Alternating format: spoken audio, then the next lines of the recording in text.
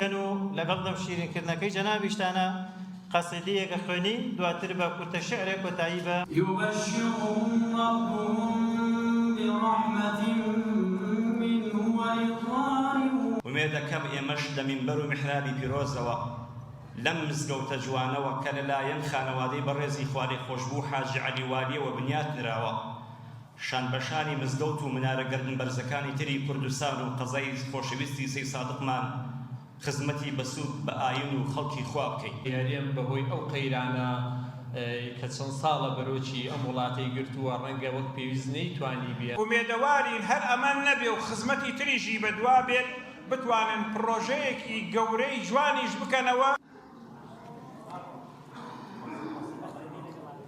چەپکە گوڵی ستایش و ئەمەکداری پێشکەش بە هەموو ئەو دۆستانە ئەکەین. دەکبەختەوەر بێ ئەو کەسەی مزگەوتی بە دیاری هێنا ئەندازیاری نەخشەکێشی کە زوو ناوی خوای لێ هێنا ئەو وەستایەی خشتی سەر دیواری دانا.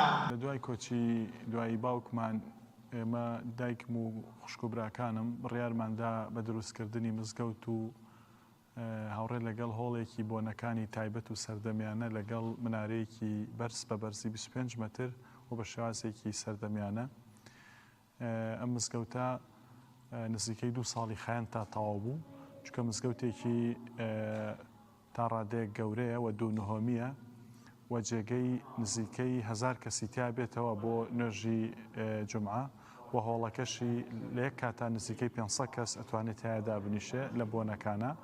خەڵقی کوردی بەدەم و زوان و دڵێ بۆ ئەو خێر و مندانە ببێتە سەدەقەی جاری.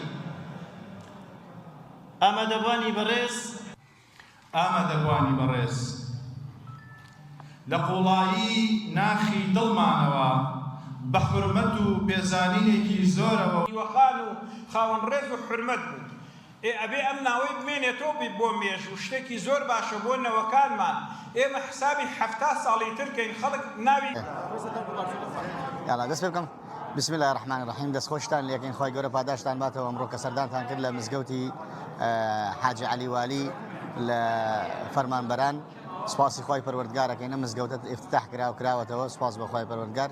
ئێمە جێگای دڵخۆشیە بۆمان بەڕاستی مزگەوتێک کە لە گرنگەکانی خۆی کەوا ئیشە پیرۆزەکانی پێغەمبەری خۆی صلی الله علیه وسلم کە لە سەرەتای ژیانی کە کۆچی کرد لە مەکەوە بۆ مەدینە یەکێک لە کارە گرنگەکانی کە کردی مزگەوت بوو. لەبەرەوە بۆ برایەتی بۆ ئیشبەڕێکردنی مسلمانان بۆ تەبایی بۆ عیبادەت بۆ خواناسی بۆ یەکتر تەعاڕف مزگەوت کارێکی پیرۆزە. بەڕاستی هەر کەسێک هەڵە سێبەکردنەوەی مزگەوت ضروریاتێکی پێویستاتێکی ژیانە بۆ ئەوەی کەوا خەڵکی مسلمان ئیسفادەی لێ بکە لە هەموو بوارەکانی ژیانی خۆیان.